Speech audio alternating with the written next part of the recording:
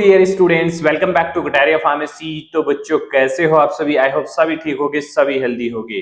तो हम पढ़ रहे थे B pharma second semester pathophysiology unit third part third. इसका आज के लेक्चर में होने वाला है और टॉपिक हमारा होने वाला है endocrine system. Endocrine system related जितने भी टॉपिक हमारे सिलेबस में दिए हुए हैं यूनिट थर्ड के अंदर, उन सभी टॉपिक्स को हम कवर करने वाले हैं। तो अगर आप चैनल पे न्यू हैं तो चैनल को सब्सक्राइब जरूर कर ले और बेल आइकन को प्रेस कर ले, जिससे हमारी आने वाली न्यू वीडियो का नोटिफिकेशन आपको सबसे पहले मिल सके। इसके अलावा अगर आपने अभी तक हमारे कटारिया फार्मेसी ऐप को डाउनलोड नहीं किया तो जाके डाउनलोड कीजिए। उस पे आपको नोट्स मिल जाएंगे, कोर्स मिल जाएगा काफी अफोर्डेबल प्राइस के अंदर। डिस्काउंट्स भी चलते रहते हैं तो उसका भी आप लाभ उठा सकते हैं। तो चलिए स्टार्ट करते हैं, ज्यादा टाइम आपका वेस्ट नहीं करेंगे। आज हम देखने वाले हैं एंडोक्राइन सिस्टम के बारे में। तो ज्यादातर बच्चे जानते होंगे कि एंडोक्राइन सिस्टम क्या होता है। बेसिकली एंडोक्राइन सिस्टम के अंदर आती है एंडोक्राइन ग्लैंड्स, और एंडोक्राइन ग्लैंड्स जो होती है उनका काम होता है कि वो डायरेक्टली जो ब्लड स्ट्रीम है, ब्लड के अंदर हार्मोन्स को रिलीज करती हैं। ठीक है, तो डक्टलेस ग्लैंड भी इनको हम बोल सकते हैं। तो endocrine system is a network of gland and that release hormone directly into the blood stream. मतलब नेटवर्क ऑफ ग्लैंड है एंडोक्राइन सिस्टम, मतलब डिफरेंट डिफरेंट ग्लैंड्स मिलके एंडोक्राइन सिस्टम बनाती है। ठीक है, और ये क्या करता है? Release hormone directly into the blood stream. Blood stream के अंदर डायरेक्टली हार्मोन्स को रिलीज करता है, जिस मतलब जो हार्मोन्स होंगे डिफरेंट डिफरेंट टाइप के हार्मोन होंगे जो बेसिकली रेगुलेट करेंगे बॉडी फंक्शंस, जैसे कि ग्रोथ है, मेटाबॉलिज्म है, रिप्रोडक्शन है, होम्योस्टेसिस है। तो काफी सारे बॉडी फंक्शंस को रेगुलेट करेंगे ये हार्मोन्स जो डायरेक्टली ब्लड स्ट्रीम के अंदर जा रहे हैं, रिलीज हो रहे हैं। तो ये किसके थ्रू हो रहे हैं? एंडोक्राइन ग्लैंड्स के थ्रू हो रहे हैं। और डिफरेंट डिफरेंट एंडोक्राइन्स मिलके क्या बनाती हैं? एंडोक्राइन सिस्टम बनाती हैं। तो ये जनरल ओवरव्यू हो गया, इंट्रोडक्शन हो गया एंडोक्राइन सिस्टम का। हिंदी में देख लीजिए, एंडोक्राइन सिस्टम ग्रंथियों का एक समूह है जो हार्मोन को सीधे रक्त ब्लड स्ट्रीम में छोड़ते हैं और शरीर की वृद्धि, मेटाबॉलिज्म, रिप्रोडक्शन एंड होम्योस्टेसिस संतुलन को नियंत्रित करने का काम करते हैं ये ग्लैंड्स और हार्मोन। ठीक है, तो एंडो मतलब inside, hormone chemical messenger, endocrine मतलब in blood vessels, blood stream hormones का सिक्रेशन होगा। तो हार्मोन एक तरीके से WhatsApp message of the body, इसको हम बोल सकते हैं, मैसेंजर होता है। ठीक है, तो काफी सारी ग्लैंड्स हैं जो इसके अंदर इंक्लूड होगी, जैसे कि पिट्यूटरी ग्लैंड जिसको हम मास्टर ग्लैंड भी बोलते हैं, थायराइड ग्लैंड है, पैराथायराइड ग्लैंड है, एड्रिनल ग्लैंड है, पैनक्रियाज है, इसके अलावा गोनेड्स है बेसिकली जो हमारे male female reproductive hormones release करते हैं। ठीक है, तो ये कुछ मेजर ग्लैंड्स है जिनको ये सभी मिलके इनको हम बोल सकते हैं एंडोक्राइन सिस्टम। ठीक है, सिस्टम ऑफ ग्लैंड भी इसको बोल सकते हैं। तो डिफरेंट डिफरेंट ग्लैंड्स मिलके बनाती हैं एंडोक्राइन सिस्टम। तो इसके अलावा आगे हमारे टॉपिक में एंडोक्राइन सिस्टम में दिया हुआ है डायबिटीज मेलिटस। अब डायबिटीज किसकी वजह से होती है? बेसिकली इंसुलिन की वजह से होती है कि या तो इंसुलिन बन नहीं पा रहा है या इंसुलिन बन रहा है लेकिन प्रॉपरली काम नहीं कर पा रहा है। तो इस तरीके से डायबिटीज को 2 पार्ट्स में डिवाइड किया गया है। एक तो भाई इंसुलिन डिपेंडेंट है, एक इंसुलिन इंडिपेंडेंट डायबिटीज भी होती है। तो डायबिटीज क्या होता है? Diabetes mellitus is a chronic metabolic disorder. Metabolic disorder है, इसके अंदर ग्लूकोज का लेवल जो है वो बढ़ जाता है बॉडी में। ठीक है, तो metabolic disorder characterized by high glucose level due to, क्यों बढ़ा ग्लूकोज का level? Due to defective insulin secretion, या तो इम्प्रॉपर इंसुलिन सिक्रेशन हो रहा है या फिर इंसुलिन एक्शन नहीं कर पा रहा है।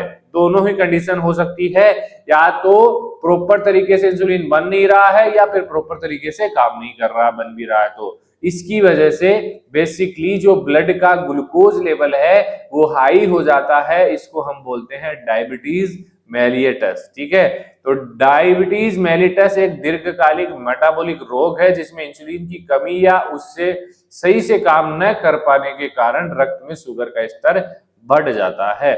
नॉर्मल रोल क्या होता है इंसुलिन का? नॉर्मल रोल है कि भाई ये जो ग्लूकोज है उसको सेल्स में जाने देता है, एक गेट कीपर की तरह काम करता है। तो इंसुलिन है हमारा एक गेट कीपर, ये समझने के पॉइंट ऑफ व्यू से रखा गया है कॉन्सेप्ट। तो इसको लिखना नहीं है हमें, ठीक है। Open cell for glucose entry, और जो सेल्स होती हैं उनको ओपन करने का काम करता है कि भाई ग्लूकोज इनके अंदर स्टोर हो जाए, ठीक है। तो store glucose as glycogen. Insulin basically glucose को, एक्स्ट्रा ग्लूकोज को ग्लाइकोजन की फॉर्म में स्टोर रखता है हमारे सेल्स के अंदर। अगर अब इंसुलिन नहीं होगा, गेटकीपर ही नहीं होगा, तो एंट्री नहीं हो पाएगी, ग्लूकोज की एंट्री ब्लॉक हो जाएगी और ग्लूकोज ब्लड के अंदर ही चक्कर लगाएगा, तो ब्लड के अंदर उसका लेवल बढ़ जाएगा और वो हमारी बॉडी के लिए हार्मफुल होगा, ठीक है। तो प्रिवेंट फैट ब्रेकडाउन, ग्लाइकोजन के रूप में स्टोर होता है जिसकी वजह से फैट का ब्रेकडाउन प्रिवेंट होता है, रुक जाता है, ठीक है। ये मेन रोल है इंसुलिन का हमारी बॉडी के अंदर, ठीक है। बात करें टाइप्स ऑफ डायबिटीज के, दो टाइप्स के होते हैं। नंबर 1 नो इंसुलिन, फर्स्ट में इंसुलिन की रिक्वायरमेंट नहीं पड़ती है, इंसुलिन की वजह से नहीं होता है। सेकंड है नॉट वर्किंग इंसुलिन, यहाँ पे इंसुलिन तो बन रहा है लेकिन इंसुलिन प्रॉपर्ली काम नहीं कर पा रहा है, तो ये है टाइप 2 डायबिटीज। तो टाइप फर्स्ट मतलब नो इंसुलिन, और टाइप सेकंड इंसुलिन प्रेजेंट होता है बट इनफेक्टिव, मतलब फर्स्ट के अंदर इंसुलिन नहीं बनता है, ठीक है, लेकिन टाइप सेकंड जो है इंसुलिन प्रेजेंट होता है लेकिन काम नहीं करता है, ठीक है। तो ये दो टाइप के डायबिटीज हमारे हो गए। इसके अलावा एक होता है गेस्टेशनल, ये बेसिकली प्रेगनेंसी के अंदर होता है डायबिटीज, हार्मोनल इम्बैलेंस की वजह से, ठीक है। बात करें इसके पैथोफिजियोलॉजी की, डायबिटीज होता कैसे है एक्चुअली में, तो इमेजिन करिए ग्लूकोज जो है फूड डिलीवरी बॉय है, ठीक है। इमेजिन करना है, इस तरीके से पैथोफिजियोलॉजी समझेंगे। सेल जो है हाउस है, अब फूड डिलीवरी बॉय जो ग्लूकोज है उसको हाउस के अंदर जाना है। अब हाउस के ऊपर गेट कीपर होगा, गेट कीपर है हमारा इंसुलिन, ठीक है। इंसुलिन डोर क्लोज है, ठीक है, ग्लूकोज स्टे आउटसाइड। अगर ये गेट नहीं खुला तो जो डोर कीपर है, मतलब वो फूड डिलीवरी बॉय है या ग्लूकोज जो है हमारा, वो सेल्स के अंदर नहीं जाएगा, बाहर ही रहेगा और ब्लड के अंदर इसका लेवल बढ़ जाएगा, ठीक है। देन बॉडी जो होता है फैट को बर्न करेगा, ठीक है, कीटोन्स बनाएगा, एसिडोसिस कोज करेगा, काफी सारे कॉम्प्लिकेशंस हमारी बॉडी के अंदर देखने को मिलेंगे। शुगर इन यूरिन, यूरिन के अंदर शुगर का लेवल बढ़ जाएगा, तो फ्रिक्वेंट यूरिनेशन, बार बार यूरिनेशन लगेगा पेशेंट को, ठीक है। तो बेसिकली काफी सारे शुगर पेशेंट का जो टेस्ट होता है यूरिन से ही टेस्ट किया जाता है कि शुगर लेवल कितना है इसके अंदर बेसिकली, ठीक है। चलिए, बाकी किसी बच्चे को डिटेल में जाना है तो आप कटारिया फार्मेसी के नोट्स ले सकते हैं, कटारिया फार्मेसी की ऑफिशियल ऐप पे ही मिलेंगे, ठीक है, अदर कहीं पे भी नहीं मिलेंगे। सिम्टम्स की बात करें तो क्या क्या सिम्टम्स हो सकते हैं डायबिटीज के, पॉलीयूरिया मतलब बार बार फ्रिक्वेंट यूरिनेशन होगा, बार बार पेशाब लगेगा। पॉलीडिप्सिया बहुत ज्यादा प्यास लगेगी, बार बार प्यास लगेगी। पॉलीफेजिया ज्यादा भूख लगेगी, बार बार भूख लगेगी। वेट लॉस हो जाएगा, फैटिक थकान होगी, ब्लड विजन थोड़ा धुंधला दिखाई देगा। तो ये काफी सारे सिम्टम्स हैं डायबिटीज के, ठीक है, डायबिटीज पेशेंट्स के अंदर ये देखी जाती है चीजें। बात करें कॉम्प्लिकेशन, ठीक, कॉम्प्लिकेशन नर्व, किडनी, आई, हार्ट, इन चारों ऑर्गन्स पे ये कॉम्प्लिकेशंस करेंगे। नर्व मतलब न्यूरोपैथी, किडनी मतलब नेफ्रोपैथी, आई मतलब रेटिनोपैथी, हार्ट मतलब हार्ट डिजीज, कार्डियोपैथी, कार्डियोपैथी बोलते नहीं है वैसे, हार्ट डिजीज इसको बोल सकते हैं, ठीक है। तो न्यूरोपैथी नर्व, किडनी, नेफ्रोपैथी, आई, रेटिनोपैथी, ये कॉम्प्लिकेशंस है, ये डायबिटीज की वजह से कोज होते हैं बेसिकली, ठीक है। ट्रीटमेंट की बात करें तो टाइप फर्स्ट डायबिटीज के अंदर इंसुलिन की रिक्वायरमेंट पड़ती है, बाहर से इंसुलिन लिया जाता है इंजेक्शन के थ्रू। टाइप सेकंड में ड्रग्स यूज की जाती है। कॉमन जो डायबिटीज है हमारा टाइप सेकंड है, बाकी टाइप फर्स्ट रेयर कंडीशंस में होता है। Type first second oral drug और लाइफस्टाइल चेंज से इसको कंट्रोल किया जा सकता है, प्रॉपर्ली ठीक नहीं किया जा सकता लेकिन इसको कंट्रोल में लाया जा सकता है, ठीक है। आई होप आपको ये समझ में आया होगा।